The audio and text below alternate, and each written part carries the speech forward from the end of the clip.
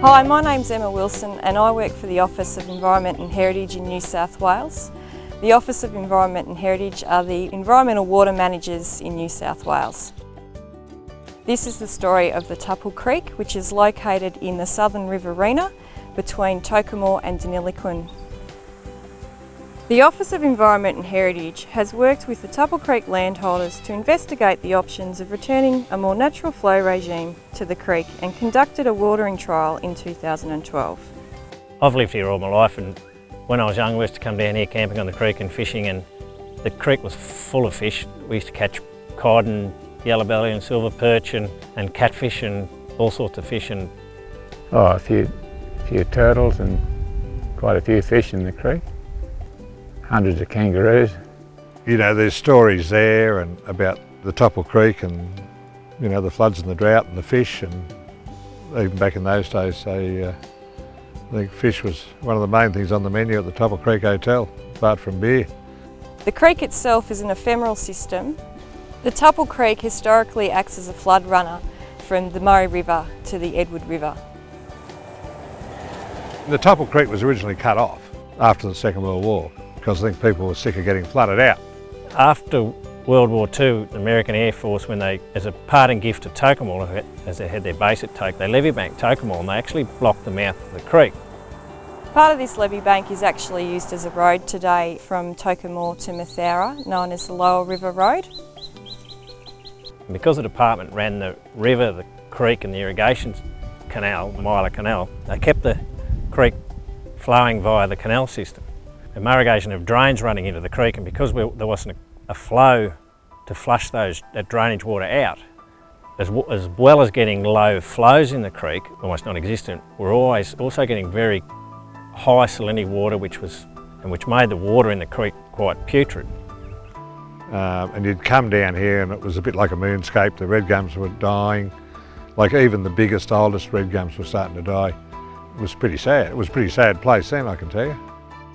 Probably about 7 years ago, the trees were really started to stress due to the drought conditions. And a lot of them lost their leaves. They just, in the middle of summer, they were just completely stressed.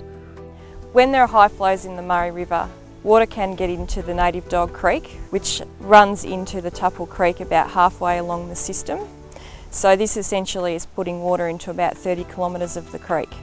Since the levee bank has been constructed, flows have also entered the Tuppal Creek via several escapes on the Murray irrigation system. The water that is delivered into the escapes comes from the Murray River and is diverted through the Murray irrigation channel system.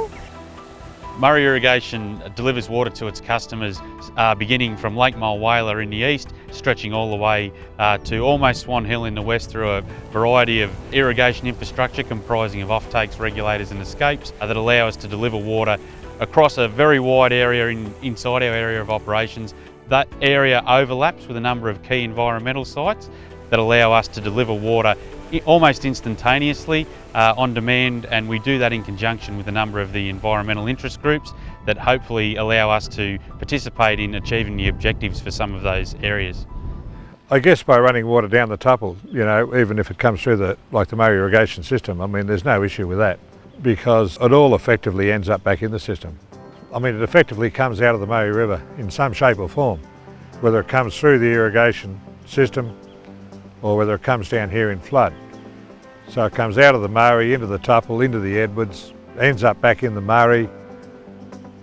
So it's a pretty positive outcome. It's not a dead-end system. In 2012, the Office of Environment and Heritage, with the Commonwealth Environmental Water Holder, made up to 6 gigalitres or 6,000 megalitres available for a watering trial. Since this environmental flow started a couple of months ago, I've noticed a lot more bird life down here along the creek, and just the water's of much better quality, it's clearer, and the trees seem to have responded, a lot of fresh growth, and they look a lot healthier as well. The previous next door neighbour, he actually thought he saw a platypus. Beautiful environment down here with the red gums and the water when we get it. The Tuppal Creek is highly valued by the community here and has ecological significance, including 9 threatened species that have been identified in the area, including the fishing bat. The Office of Environment and Heritage and the Murray CMA monitored the environmental watering trial. This included monitoring of flow front, water quality, vegetation response and wildlife response with a focus on frogs. 7 common species of frog have been identified in the system, including evidence of breeding such as egg masses. We've seen a vast improvement in the water quality, particularly salinity. The vegetation community has also responded really well to the trial watering. The next phase of the Tuppal Creek project is to develop and implement a long-term watering plan for this highly valued 60-kilometre creek system. As the Tuppal Creek is part of the Murray River system, if we can get a flow to maintain it for future generations, I think that's the long-term goal for the creek.